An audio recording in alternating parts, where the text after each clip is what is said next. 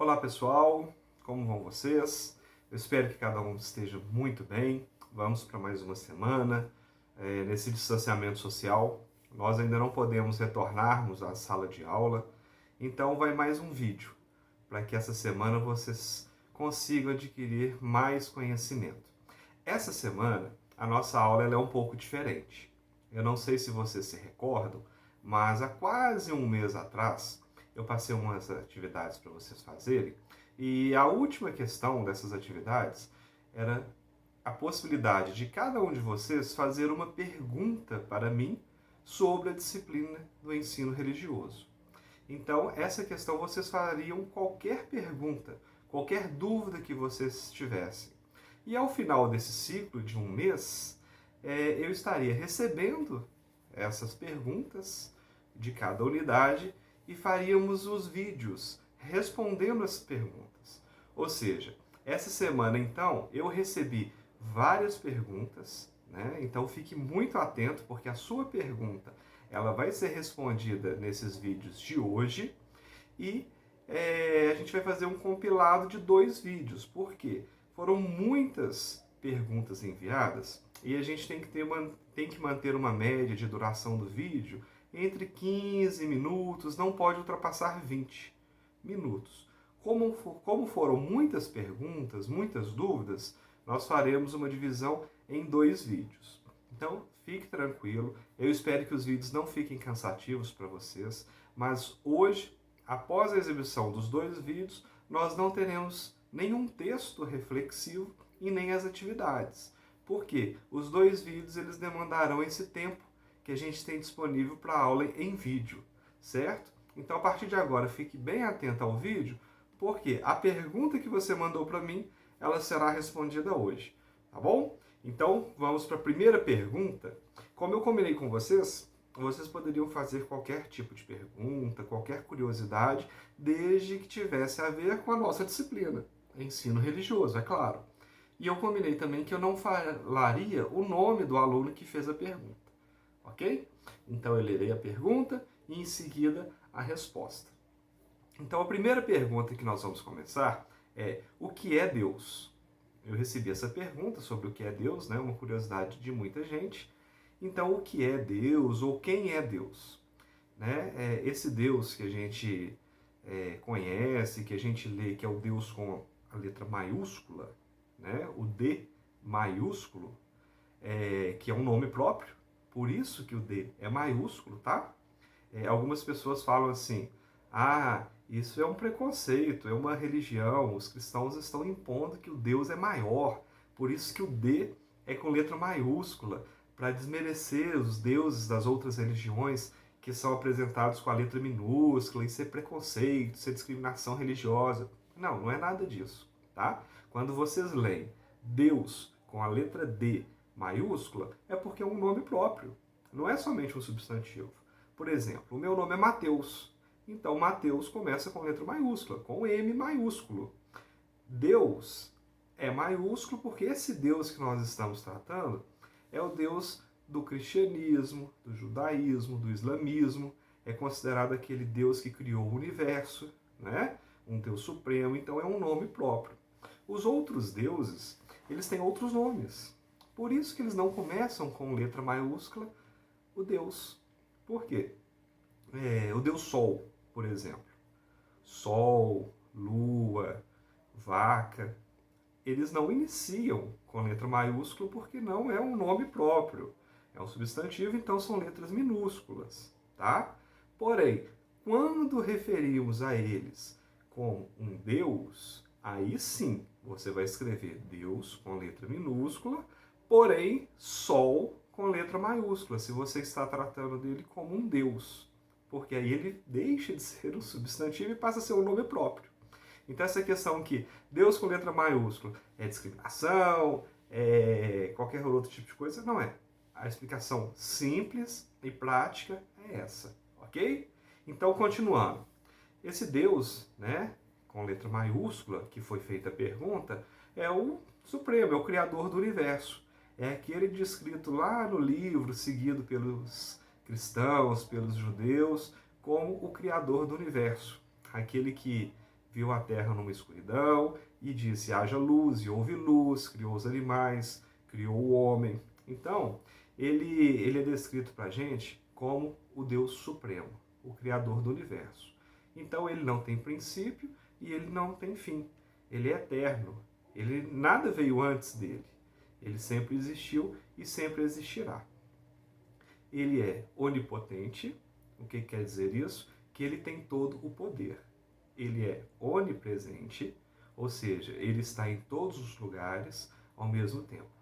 E ele é onisciente, dono de toda a ciência, de todo o conhecimento, ou seja, ele sabe tudo o que acontece e tudo o que irá acontecer em todos nós, em todos os países, em todo o universo. Ele também ele é descrito como um Deus amoroso, bondoso, misericordioso. Ele é descrito como aquele que, além de criar o mundo, além de criar o homem, criar os anjos, ele também é aquele que deseja a nossa salvação. Prova disso é que, para ele se aproximar mais de Deus, ele enviou o Filho dele, Jesus Cristo, descrito pelos cristãos, para salvar o mundo da perdição, nos salvar dos pecados. Então ele enviou um cordeiro, que era a tradição da época, fazerem sacrifícios com o cordeiro para agradar a Deus. Então ele mandou o seu filho, que era o próprio Deus, para ser crucificado, para salvar os pecados de todos aqueles que creem nele. Salvar os pecados, limpar os pecados de todas as pessoas? Sim, desde que acreditem que ele era o Filho de Deus, era o Salvador e que veio para nos salvar. Então Deus, ele é representado em 3 figuras. Deus, que é o Espírito, é o Criador do universo, por meio de Jesus Cristo, que é o Salvador, que veio para limpar os nossos pecados, para vencer o mundo, aquele que jamais pecou, e o Espírito Santo. O Espírito Santo é o Consolador, é aquele que, na ausência de Jesus, que foi crucificado, morreu, ressuscitou e retornou aos céus, estivesse no nosso meio para trazer o conforto, a paz, a esperança para cada um de nós. Essas 3 figuras são chamadas de Trindade: Deus, Jesus, Cristo e o Espírito Santo. Ok? Então, essa é a definição de Deus, o Deus maior, o Deus que nós conhecemos, Criador do universo e de todas as coisas. Mais uma pergunta para a gente foi assim: Deus existe? Ora, a partir do momento que nós compreendemos quem é esse Deus, existem muito mais evidências de que ele existe do que de que ele não existe. É claro que quando a gente apresenta um Deus que ele não tem uma figura física, algumas pessoas têm uma dificuldade para acreditar nele, não é? Algumas pessoas dizem assim: poxa, se eu não posso tocar, se eu não posso ver com os meus olhos físicos, qual que é a prova que ele existe? Só que esse argumento também é usado para o contrário. Porque a pessoa pode dizer: ah, Deus não existe. Mas ninguém consegue comprovar também, nenhum cientista, nenhum filósofo, nenhum estudioso, nenhum teólogo, consegue provar que ele não existe. As evidências são muito maiores de que ele existe do que o contrário. Então, não é baseado apenas numa fé, é baseado também em comportamentos, em análises que realmente a existência de Deus ela é muito forte. Eu, como professo a fé cristã, eu acredito que ele existe sim. Por quê? Porque eu não o vejo com os olhos físicos, mas eu consigo senti-lo. Quando eu passo a dizer que eu consigo sentir Deus, é por meio daquela figura que eu acabei de citar da Trindade, o Espírito Santo. Pois Jesus não está aqui fisicamente, Deus não está aqui fisicamente, mas o Espírito Santo dele, o Consolador, aquele que nos traz fé, nos traz esperança, ele é sentido por mim e por muitas pessoas. O cristianismo é a religião mais seguida no mundo. Então, a maioria das pessoas do mundo são cristãs. Então, elas acreditam em Deus, elas sentem esse Deus. Ok? Então, existem formas de dizermos que Deus existe, muito mais firmes, palpáveis do que o contrário. Se Deus não existisse, tudo seria permitido, não é mesmo? O homem não teria limites.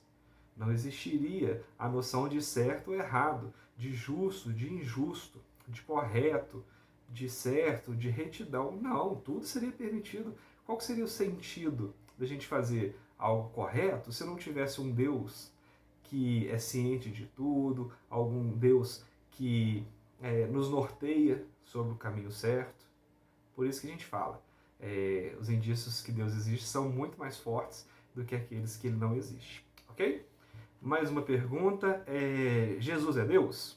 Sim, eu acabei respondendo, né, sobre Deus, quem é Deus, que Jesus, ele veio na figura de um homem, né, ele viveu nesse mundo, ele comeu, ele bebeu, ele fez milagres, ele pregou, ele foi preso, ele foi morto e ele ressuscitou. Então, Jesus Cristo é Deus manifestado na forma de um homem. Para os cristãos, segundo a Bíblia, ele voltará no final dos tempos, haverá o arrebatamento, né? E ele virá para duelar com Satanás, para prender Satanás no fogo eterno. Então, Jesus, ele viveu neste mundo há mais de 2000 anos e ele foi morto, porém ele ressuscitou e foi assunto aos céus. Ou seja, ele foi tirado da terra, ele foi tirado desse mundo e retornou para o céu. E ele voltará. Então, Jesus é Deus? Sim, é Deus. Porém, na figura de homem, como nós. Ok? Mais uma pergunta. É possível ver Deus? Então, quando eu li essa pergunta, é possível ver Deus, eu entendo que alguém me perguntou se visualmente, com esses nossos olhos, a gente consegue ver a figura de Deus. O que acontece? A Bíblia Sagrada, que o cristianismo é baseado nela, pelos cristãos acreditarem que é a palavra de Deus, ela diz que nenhum homem pode ver a Deus. Porque a glória de Deus ela é tão forte, ela é tão imensa, que se alguém conseguisse realmente ver a glória de Deus, ver a Ele, seria fulminado instantaneamente. O que acontece é o seguinte: Deus é Espírito, então a forma dele não é visível, não é? Ele é invisível aos olhos humanos. Por exemplo, os anjos podem ver Deus, porque os anjos também são espírito. O homem, apesar de ter um espírito, ele está presente numa forma física, por meio do corpo. Então, o homem pode ver a Deus? O homem, estando nesse mundo físico, não pode ver a Deus. Porém, quando o homem morre, o espírito continua vivo. E quando o espírito continua vivo e deixa o seu corpo, ele passa a estar no mesmo nível de Deus. Então, após a morte, o homem pode ver a Deus. Você já deve ter ouvido falar muitas vezes assim: todos os caminhos levam a Deus. Tem gente que diz que isso não é verdade, né? Mas essa frase ela é verdadeira. Todos os caminhos levam a Deus. Levam sim. Mas quando a gente entende que tem certo e tem errado, tem a recompensa, né? E o castigo. Ou seja, tem céu e tem inferno, a gente passa a entender e acreditar, por meio da fé, que todo ser humano, quando ele morre, como o espírito não morre, ele vai ver a Deus. Ou seja, ele vai se achegar a Deus. Porém, tem uma diferença. Aquele que, segundo os cristãos, aceita Jesus Cristo como seu Salvador, ele é uma pessoa que irá ao paraíso após a morte física. Ou seja, ele vai ver a Deus e Deus será o seu advogado. Por quê? Deus irá julgar os seus atos, o seu coração, as suas atitudes, e ele será salvo. Vai para o paraíso. Quando o homem ele não tem essa fé em Cristo, ele não tem essa fé em Deus, ele vai conhecer a Deus, porém Deus não será o seu advogado. Ele será o seu juiz. Então, ele será condenado ao tormento, ao inferno. Então, todos os caminhos levam a Deus? Levam. Você vai encontrar com Deus. Você será julgado. E você irá ao paraíso ou você irá ao inferno. Certo? Então, é possível ver Deus? Sim. A gente consegue vê-lo não com os olhos físicos. Já disse que você verá Deus após a morte, por meio do seu Espírito. E outra forma de ver a Deus que não seja com os olhos é por meio das orações, da meditação. Quando a gente faz uma oração a Deus, que nada mais é do que uma conversa, e a gente, por algum momento, a gente tem a sensação que deixou o próprio corpo, a gente tem uma sensação de paz, de levitação, a gente esquece tudo que está ao nosso redor, a gente parece estar muito próximo de Deus. E isso é uma forma de ver a Deus, não com os nossos olhos físicos, mas com os olhos espirituais. Porque a Bíblia, em diversos trechos, elas mostram alguns profetas que viram a Deus através de uma revelação. Não viram a Deus na essência dele, na graça dele, mas tiveram uma visão de Deus. Isso acontece conosco. Muita gente relata fatos de, numa oração, sentir até Deus respondendo, né? Isso é muito vivo, isso é muito forte. Então, você consegue ver a Deus de uma outra forma, de uma forma espiritual. Agora, voltando à pergunta, de forma física, com esses olhos naturais que nós temos, isso é impossível nós vermos a Deus, ok? Continuando, o que é fé?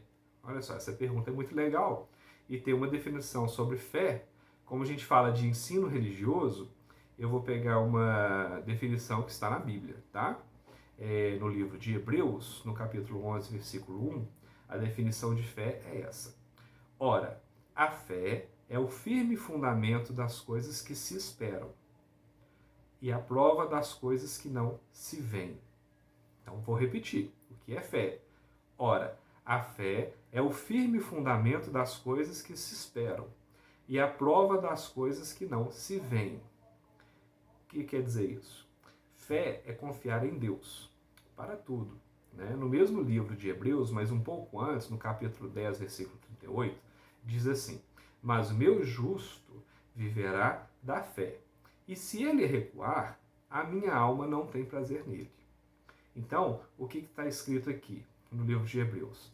Que aquele que confia, aquele que acredita, aquele que busca a Deus, aquele que vive os seus mandamentos, ele agrada a Deus e ele deve viver nessa fé, nessa conduta. Mas, se por algum momento ele recuar, ele desanimar, ele fraquejar, Deus não terá prazer nele. Ou seja, a fé é o firme fundamento das coisas que se esperam.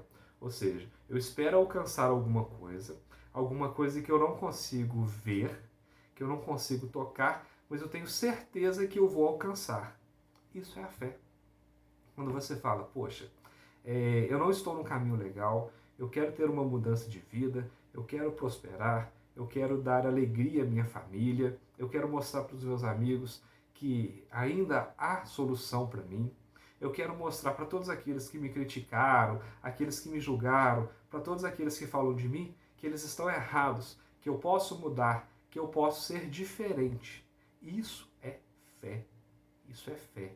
E não existe fé maior, não existe um lugar melhor para depositarmos a nossa fé que não seja em Deus, que não seja em Jesus Cristo. Porque pensa comigo, se Ele é o Criador do universo, se Deus é todo-poderoso, se Ele tem toda a ciência, se Ele está em todo lugar, por que eu vou depositar a fé em outra pessoa, em outra figura, em outro Deus? Não é? Se eu tenho um que diz que é o meu Pai, que é amoroso, que é zeloso, que é carinhoso, que cuida de mim, por que não depositar a minha fé em Deus, em Cristo? Então, a fé é importantíssima para cada um de nós. É indispensável que nós tenhamos fé. Nós não podemos deixar de ter fé. No momento que a gente para de buscar as coisas, a gente para de esperar coisas melhores, a gente começa a morrer aos poucos. A gente começa a desistir da vida, desistir da humanidade. Então, alicerce bem a sua fé, tenha esperança. Eu digo claramente que se eu não tivesse fé, eu seria uma pessoa desesperada. Esse vídeo que eu estou fazendo para vocês, qual seria o sentido de eu fazer esse vídeo se eu não tivesse fé, se eu não tivesse esperança nas coisas melhorarem, não é? Ao nosso redor, no nosso ambiente escolar, na nossa vida. Então, fé é indispensável para todos nós, ok? Então vamos encerrar esse primeiro vídeo, que já está estourando quase 20 minutos, e vamos gravar o segundo. A aula de hoje tem 2 vídeos, ok? Então continue aí prestando atenção nos nossos vídeos.